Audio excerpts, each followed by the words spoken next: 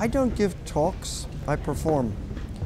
And so, you know, my latest book is When the Killing's Done, published here by Bloomsbury this spring. But until I got here, I'd forgotten entirely about it because I've written a new book in the interval. And I did speak to the audience briefly about it in a kind of stand-up routine and point out that I had written it and that it's really terrific. And my mother loved it.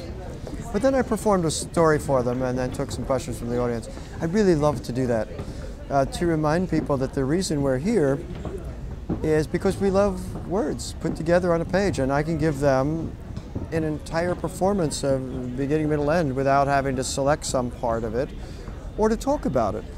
I'm not saying that I love to go, I'll go to some of the other events, I love to see an author being interviewed or authors talking about some subject. That's great, but that's not what I do. I just perform. I've never done any summer festivals at all until just now because I'm a hardworking man, 7 days a week. My boss is a slave-driving son of a bitch. On the other hand, he's the sweetest man I've ever met.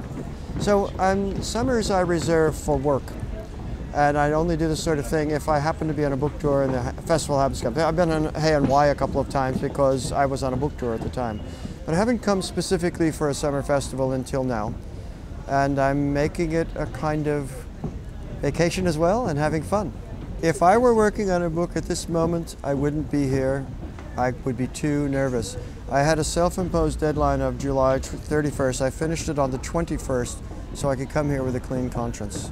Not only that, I begin and finish most of my books lately in this tiny little place in a cabin in the Sequoia National Forest. And I have been up there since early May. As I say, I finished it on the 21st of July. So then I had 3 days with nothing to do.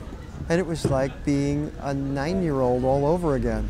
Except if 9-year-olds are allowed to go to the bar, because I did put off going to the bar until after 5 in the afternoon. But you know, at 9 I was deep in the woods, just wondering about life and nature and the beauty of it and observing things. It was really great to have a few days of guilt-free time when you don't have to work. I came to Ireland first and saw some old friends there. Well, I'd lived there for a while, and my daughter's old schoolmaster from the Ross School in Baltimore, his name is Michael Collins, gave me a book just before I left. And it's The Islander, and it's a traditional Irish book written in Gaelic and now translated into English. And it's simply a diary of this guy's life. He was born in 1856, and they lived in this small island off Dingle. It is utterly fascinating, about 2/3 of the way through. Just how they lived, what did they do, and you know, and who were his friends, and what kind of work did they do, you know, cutting turf and all of that stuff. It's fabulous. And by the way, you know, I'm writing about islands all the time. When the Killing's Done is set on the California Channel Islands, and so is the book I've just finished called San Miguel, which is a companion piece. I discovered a historical story about San Miguel Island.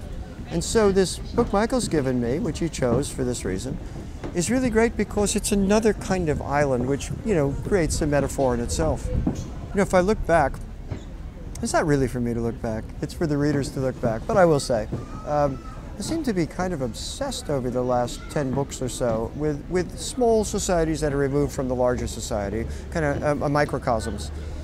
And if I were to psychoanalyze myself, and I can't do too much of it because I would probably remand myself to the nearest institution, I would say, you know, the larger society is so crazy and so busy and so full of greed and chaos.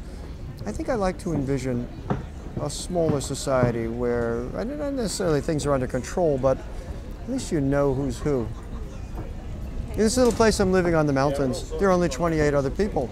If someone walks by my window, I know their first, middle, and last name, all the evil that's happened to them, and their enemies in elementary school.